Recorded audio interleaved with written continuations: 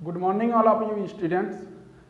आज हम लोग क्लास 11 अध्याय 3 तत्वों का वर्गीकरण एवं गुणों में आवर्तिता देखने वाले हैं।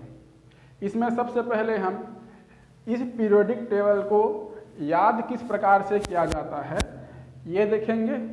उसके पश्चात S block, P block, D block और एफ ब्लॉक के तत्वों का इलेक्ट्रॉनिक विन्यास देखेंगे कि उसके अंतिम कोश में कितने कितने इलेक्ट्रॉन पाए जाते हैं, और उसके पश्चात इनके गुणों का अध्ययन आज हम लोग करेंगे। तो मेरा नाम है मनीष प्रधान और आप देख रहे हैं केमिस्ट्री अड्डा चैनल को। कुछ भी आपको लिखने की ज़रूरत नहीं है, जो भी आज मैं बताऊंगा यहाँ पर सारा का सारा PDF नोट्स के रूप में डिस्क्रिप्शन बॉक्स में आपको मिल जाएगा। ठीक है, चलिए स्टार्ट करते हैं।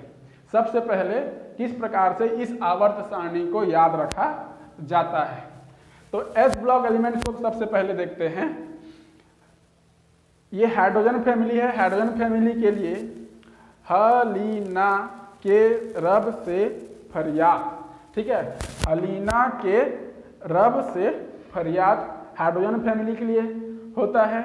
उसके पश्चात यह है second S block. Second S block के लिए जो ट्रिक है, बेटा मांगे कार स्कूटर बाप राजी, ठीक है, बेटा मांगे कार स्कूटर बाप राजी, यह है एस ब्लॉक के लिए। फिर एक बार रिपीट कर रहा हूँ, हलीना के रब से फरियाद, बेटा मांगे कार स्कूटर बाप राजी, बहुत ही सरल है। उसके पश्चात हम लोग देखते हैं पी ब्लॉक के तत्व। पी ब्लॉक के तत्व में सबसे पहले आता है बोरान फैमिली। बोरान फैमिली के लिए बैंगन आलू गेन इन थैला, ठीक है, बैंगन आलू गेन इन थैला। कार्बन फैमिली के लिए काशी जाके टीन पा, ठीक है, काशी जाके टीन पा। और इस फैमिली के लिए नाइट्रोजन फैमिली के लिए नाना पाटीगर ऐश्वर्या सब भिखारी, ठीक है, नाना पाटीगर ऐश्वर्या सब बिलेनियर लिख सकते हो, ठीक है, नाना पाटीगर ऐश्वर्या सब बिलेनियर। उसके पश्चात ओ सर से टेपो, ठीक है, ओ सर से टेपो। और इस हेलोजन फैमिली को याद नहीं करने से भी इसी प्रकार से आप याद कर लो, fluoro chloro bromo iodo astatine, ठीक है, फ्लोरीन फ्लोरीन ब्रोमीन आयोडीन और एस्टेटाइन, इसी प्रकार से ही याद कर लो, ट्रिक की जरूरत नहीं है, सबसे सरल है।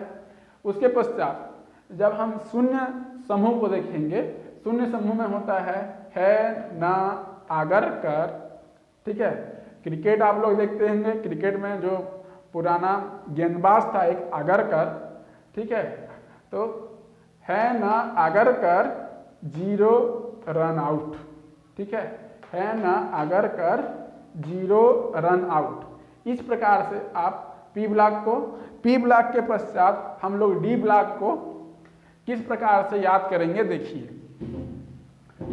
सब लोग स्कूल जाते हैं, स्कूल में प्राइवेट स्कूल में जनरली फीस मांगा जाता है, तो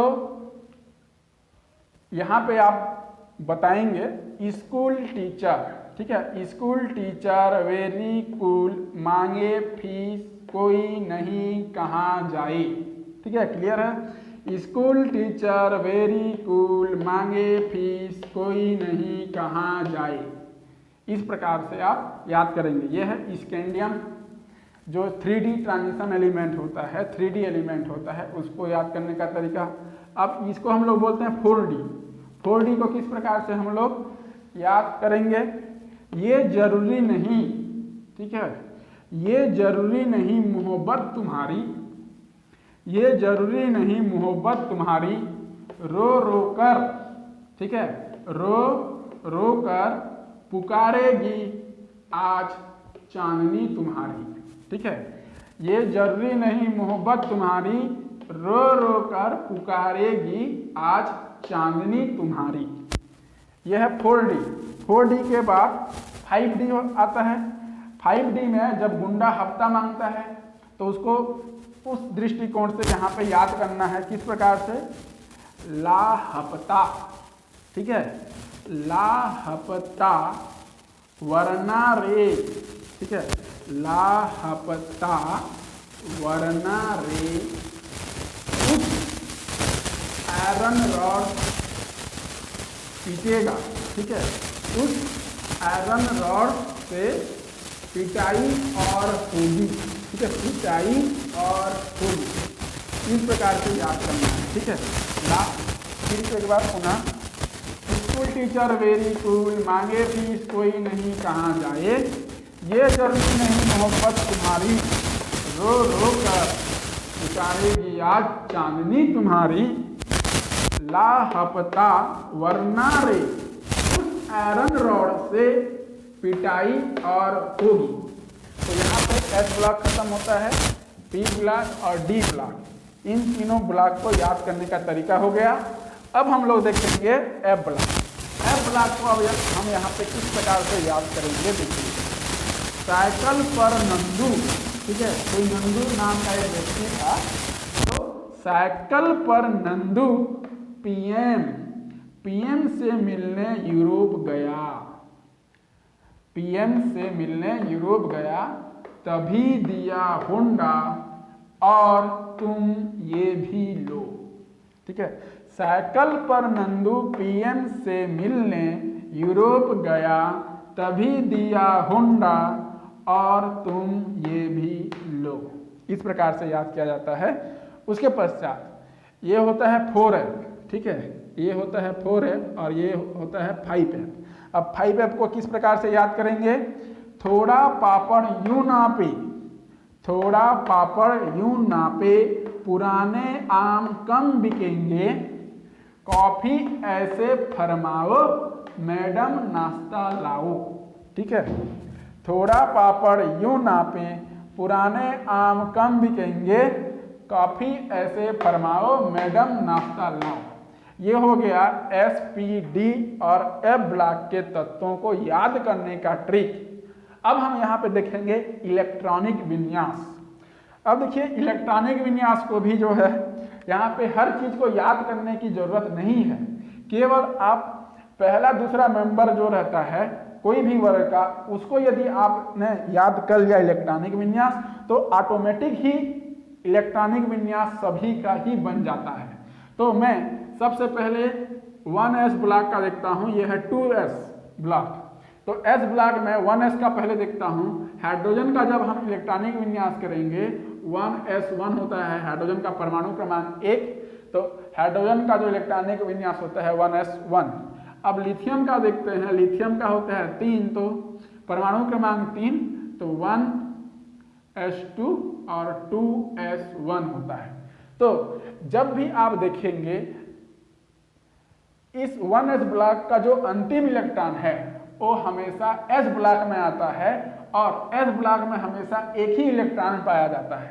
तो यहाँ पे देखिए हाइड्रोजन का 1s1, यहाँ पे 2s1, तो सोडियम का जो आएगा, सोडियम का जो अंतिम इलेक्ट्रॉन आएगा वो 3s1 में आएगा। हमेशा s में एक ही इलेक्ट्रॉन भरेगा, लेकिन अंतर कहाँ पे आ रहा है, देखिए हाइड्रोजन से आए लिथियम में, लिथियम से आए सोडियम में, लेकिन s ब्लॉक में अंतर आ रहा है मुख्य क्वांटम संख्या n का। यह है आपका मुख्य क्वांटम संख्या n। तो n का मान लगातार इंक्रीज होते जा रहा है जैसे जैसे हम ऊपर से नीचे आ रहे हैं। तो सोडियम का लास्ट इलेक्ट्रॉनिक विन्यास क्या होगा, 3s1। फिर नीचे आ जाइए सोडियम से पोटेशियम, पोटेशियम का जब हम देखेंगे तो इसका आ जाएगा लास्ट इलेक्ट्रॉनिक विन्यास 4s1। याद करने की जरूरत नहीं है, ठीक है। तो पोटेशियम का आएगा 4s1, रुबिडियम का आएगा 5s1, सीजियम का आएगा 6s1 और फ्रेंशियम का आएगा 7s1, उसका अंतिम इलेक्ट्रॉन, ठीक है। तो हमको पूर्ण रूप से याद करने की जरूरत नहीं है। जब हम पहला दूसरा का जब अंतिम कोश में इलेक्ट्रॉन कितना पाया जाता है ये हम जान लेते हैं, तो जैसे जैसे हम ऊपर से नीचे जाते हैं तो केवल और केवल मुख्य क्वांटम संख्या के मान में ही वृद्धि होती है। तो हमें अंतिम कोश का इलेक्ट्रॉनिक विन्यास पता चल जाता है, ठीक है। और देखिए इसे एस ब्लॉक क्यों कहते हैं, एस ब्लॉक इसे इसलिए कहा जाता है क्योंकि इसका जो अंतिम इलेक्ट्रॉन होता है वो एस ब्लॉक में ही आता है, अंतिम इलेक्ट्रॉन एस ब्लॉक में ही आएगा, ठीक है। और इसका भी अंतिम इलेक्ट्रॉन एस ब्लॉक में आएगा, ठीक है। अब हम बेरिलियम और मैग्नीशियम का थोड़ा सा देख लेते हैं। ये तो फर्स्ट एस ब्लॉक का इलेक्ट्रॉनिक विन्यास हो गया। अब हम लोग देखेंगे सेकेंड एस ब्लॉक का इलेक्ट्रॉनिक विन्यास। यहीं पे मिटाता नहीं हूं, ठीक है, यहीं पे मैं लिखता हूं। चलिए बेरिलियम का देखते हैं। बेरिलियम का होता है 4 जब होगा तो इसका इलेक्ट्रॉनिक विन्यास होगा 1s2 2s2 1s2 2s2, ठीक है। तो देखिए यहाँ पे जो अंतिम इलेक्ट्रॉन है वो 2s में है और 2s में 2 इलेक्ट्रॉन होता है। तो 2s क्यों कहते हैं? क्योंकि जो सेकेंड एस ब्लॉक क्यों कहा जाता है? ये सेकेंड एस ब्लॉक है जिसमें एस ब्लॉक में 2 इलेक्ट्रॉन पाए जाते हैं। जब हम मैग्नीशियम का देखेंगे, ठीक है, जब हम मैग्नीशियम का देखेंगे तो मैग्नीशियम का अंतिम कोष में जो इलेक्ट्रॉन आएगा वो आपको 3s2 देखने के लिए मिलेगा। जैसे ही हम कैल्शियम में आएंगे, कैल्शियम में हमें 3s2 के बाद लास्ट में 4s2 देखने के लिए मिलेगा। स्ट्रोंशियम में आएंगे तो 5s2 आएगा। 5s2 के बाद बेरियम में 6s2 आएगा। यहाँ पे रेडान में क्या आएगा? यहाँ पे 7s2। इस प्रकार से मुख्य क्वांटम संख्या के मान में लगातार वृद्धि होती जाती है। बाकी वही s में 2 ही इलेक्ट्रॉन आएंगे इस सेकेंड एस ब्लॉक में, ठीक है। तो एस ब्लॉक एलिमेंट का इलेक्ट्रॉनिक विन्यास हो गया। यहाँ पे चलिए हम लोग देखते हैं पी ब्लॉक का। पी ब्लॉक में क्या होता है? यहाँ पे एक आता है boron family, carbon family. Boron का होता है 5, ठीक है। यहाँ पे बोरान का होता है 5। जब बोरान का 5 होता है तो इसका अंतिम कोष का इलेक्ट्रॉनिक 1s2 2s2 और 2p1। तो इसका जो अंतिम कोष में आता है 2s2 2p1 आएगा, ठीक है। पी ब्लॉक में बोरान फैमिली का जो अंतिम कोष का इलेक्ट्रॉनिक विन्यास आएगा 2s2 2p1 आएगा, ठीक है, 2s2 2p1। बोरान के बाद यहाँ पे कार्बन फैमिली है। कार्बन फैमिली का आ जाएगा, ठीक है, यहाँ पे आ जाएगा 2s2 2p2 आएगा, ठीक है, 2s2 2p2। इस p ब्लॉक में एक एक इलेक्ट्रॉन भरते जाएगा। नाइट्रोजन फैमिली की जब बात करेंगे यहाँ पे आएगा 2s2 2p3। ऑक्सीजन फैमिली का बात करूंगा, ऑक्सीजन का केवल ऑक्सीजन का बात करूंगा, यहाँ पे 2s2 2p4 आएगा। फ्लोरीन का आएगा 2s2 और यहाँ पे आएगा 2p5 और यहाँ ये जो होता है 1s2 आता है, ठीक है। ये एक अपवाद है, हीलियम एक अपवाद है, ठीक है। इसमें एस ब्लॉक में भी इलेक्ट्रॉन होते हुए भी इसे पी ब्लॉक में रखा गया है, इसीलिए ये हीलियम एक अपवाद होता है। तो हीलियम के बारे में अधिक सोचना नहीं है, आप केवल बोरान का देखो। बोरान का अंतिम कोष का इलेक्ट्रॉनिक विन्यास 2s2 2p1, कार्बन का 2s2 2p2, नाइट्रोजन का 2s2 2p3 होता है, ऑक्सीजन का 2s2 2p4 और फ्लोरीन का 2s2 2p5 होता है। अब जैसे ही हम बोरान फैमिली को देखिए, बोरान फैमिली के बाद यहाँ पे एल्यूमिनियम है। अब यदि आपको एल्यूमिनियम का लास्ट इलेक्ट्रॉनिक विन्यास करना है, अंतिम कोष का इलेक्ट्रॉनिक विन्यास जानना है, तो आपको बोरान का पता है। बोरान में आपको क्या करना पड़ेगा? ये जो 2 है उसको 3 कीजिए और मतलब ऊपर से नीचे आते हैं तो मुख्य क्वांटम संख्या के मान में परिवर्तन होता है। तो यहाँ पे 3s2 3p1, ठीक है। जब इसका आप देखेंगे तो यहाँ पे आ जाएगा 3s2 3p1 आएगा। देखिए यहाँ पे भी 2, यहाँ पे 1, तो यहाँ पे भी 2 और 1 ही आएगा, लेकिन 2 का क्या हो जाएगा 3 और इस 2 का भी 3 आ गया, तो 3s2 3p1 एल्यूमिनियम का अंतिम कोष का इलेक्ट्रॉनिक विन्यास। उसी प्रकार से गैलियम में यदि आप जाएंगे तो गैलियम का हो जाएगा 4s2 4p1 आएगा गैलियम का। इंडियम का 5s2 5p1 आएगा। थैलियम का 6s2 और 6s1 इसका इलेक्ट्रॉनिक विन्यास होते जाता है। तो यदि आपको ये इलेक्ट्रॉनिक विन्यास बोरान का, कार्बन का, ठीक है, नाइट्रोजन का, ऑक्सीजन का, फ्लोरीन का यदि आपको पता है तो उसके नीचे वाला इलेक्ट्रॉनिक विन्यास, अंतिम कोष का इलेक्ट्रॉनिक विन्यास ऑटोमेटिक निकाल सकते हैं। केवल और केवल मुख्य क्वांटम संख्या के मान में एक एक वृद्धि करते जाइए, इलेक्ट्रॉनिक विन्यास ऑटोमेटिक निकलते जाता है। तो आई होप आप लोगों को इलेक्ट्रॉनिक विन्यास एस ब्लॉक का पी ब्लॉक का समझ में आया होगा। अब हम लोग देखते हैं डी ब्लॉक के तत्वों का इलेक्ट्रॉनिक विन्यास, और इसको मैं यहाँ पे इलेक्ट्रॉनिक विन्यास को मैं मिटा देता हूँ। यहाँ पे मिटाने के पश्चात यहाँ पे हम डी ब्लॉक के तत्वों का इलेक्ट्रॉनिक विन्यास थोड़ा सा देखेंगे। अब देखिए डी ब्लॉक के जब तत्वों का इलेक्ट्रॉनिक विन्यास देखेंगे तो सबसे पहला यहाँ पे डी ब्लॉक में इसको बोलते हैं 3D, इसको बोलते हैं 4D और इसको बोलते हैं 5D संक्रमण तत्व। यहाँ पे और एक आता है 6D, ठीक है। इसका जनरली यूज नहीं होता, बहुत ही कम यूज होता है। यहाँ पे एक्टिनियम आता है, तो रदरफोर्डियम, ये सारे तत्व आते हैं, उसका यूज कम होता है, इसीलिए यहाँ पे उसको लिखा नहीं।